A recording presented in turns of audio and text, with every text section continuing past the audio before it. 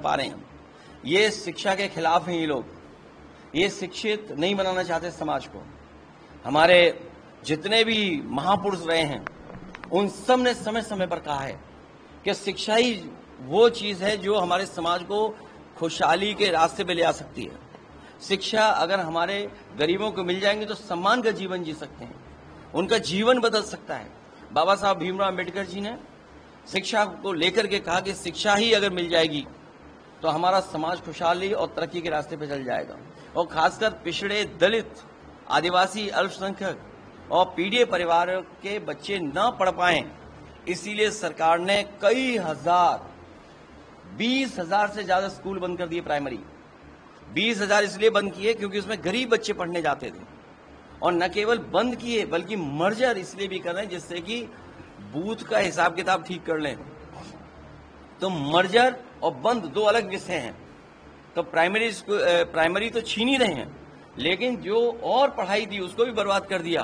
और उसका उदाहरण है ये संस्कृत स्कूल जो समाजवादी सरकार में बना था, आज तक आगे नहीं बढ़ा पाए। एससीएल जैसी संस्था यहां लेकर के आए।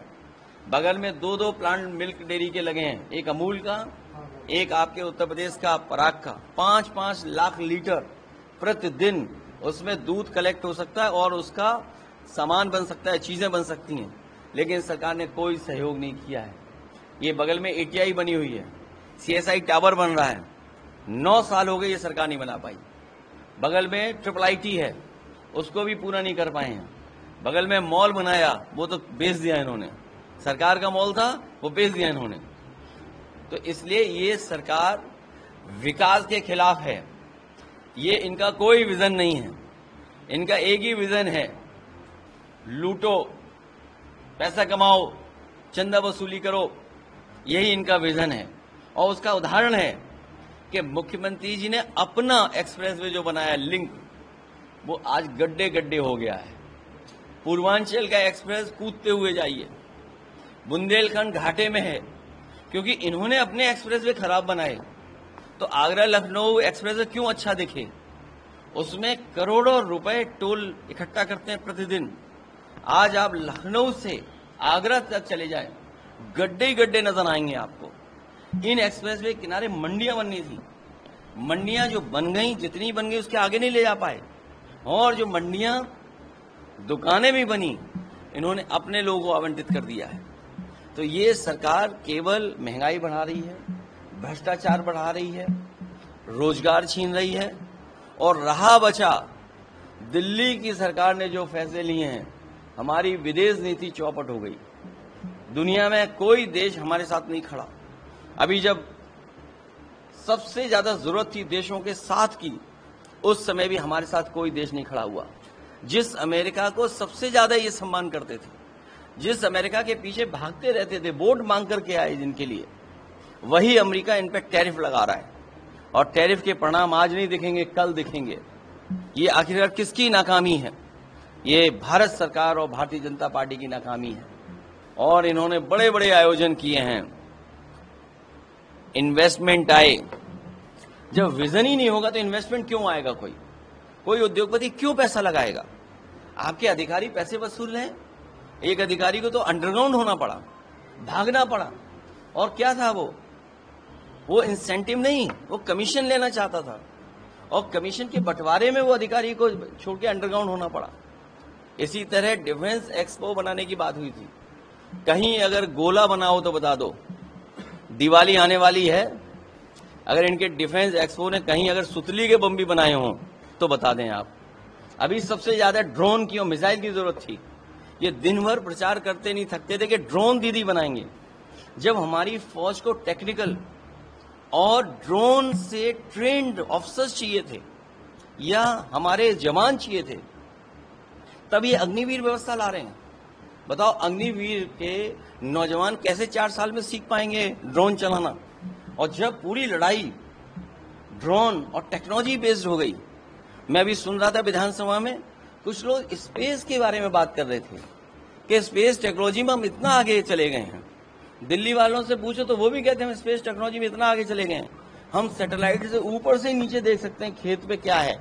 लेकिन इन्हें पलटती हुई विकास दुबे की गाड़ी नहीं दिखाई दी सैटेलाइट से। वो जो पुलवामा में एक गाड़ी आई थी आरडीएक्स भर के, वो इन्हें सैटेलाइट से नहीं दिखाई दी। कहते हैं हम सैटेलाइट और स्पेस टेक्नोलॉजी में न जाने कहां आगे चले गए हैं। तो इसलिए ये धोखा दे रहे हैं, इनका कोई विजन नहीं है। और अगर विजन होता तो ये संस्कृति स्कूल चल रहा होता, प्राइमरी स्कूल बंद नहीं होते, और जो गरीब बच्चे हैं जिनको समाजवादी लोग पढ़ा रहे थे उनके ऊपर मुकदमे नहीं दर्ज होते। अंग्रेजों ने भी मुकदमे कभी नहीं लगाए होंगे, लेकिन ये पहली बीजेपी की सरकार है शिक्षा विरोधी जो पढ़ाने गए उन पर मुकदमे दर्ज हुए हैं। अब कह रहे हैं हम लोग ए से क्या पढ़ा रहे हैं, बी से क्या पढ़ा रहे हैं, सी से क्या पढ़ा रहे हैं। अरे भाई, हम पॉलिटिकल वर्कर हैं, हम विरोध कर करके एक मैसेज देना चाहते हैं सरकार को कि आप स्कूल खोलिए, बच्चों को पढ़ाइए।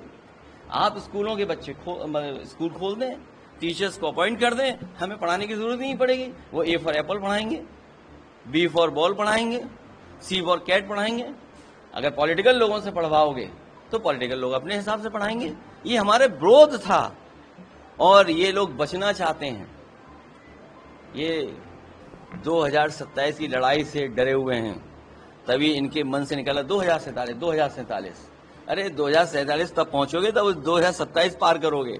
2027 में पीडीए और उत्तर प्रदेश की जनता विकास और खुशहाली चाहती है, वो इनको 47 तक नहीं पहुंचने देगा। अब हम मुख्यमंत्री जी, उनके कैबिनेट के लोग उतने नहीं जिएंगे जितने हम जी चुके हैं।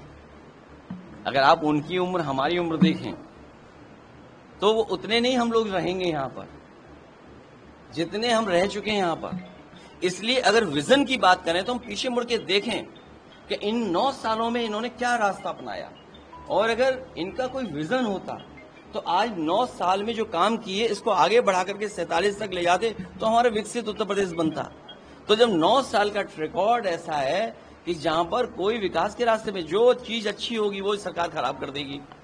रिवर फ्रंट बना, वर्ल्ड क्लास रिवर फ्रंट बना, जेपीएनआईसी बना, एक लीडर के लिए और लीडर को समर्पित म्यूजियम, और जेपीएनआईसी बना, वो बर्बाद कर दिया इन्होंने। मेट्रो कब शुरू कर रहे हैं? 8 साल बाद, 9 साल बाद। सोचिए, 9 साल बाद मेट्रो शुरू कर रहे हैं और मुख्यमंत्री जी अपनी मेट्रो भूल गए।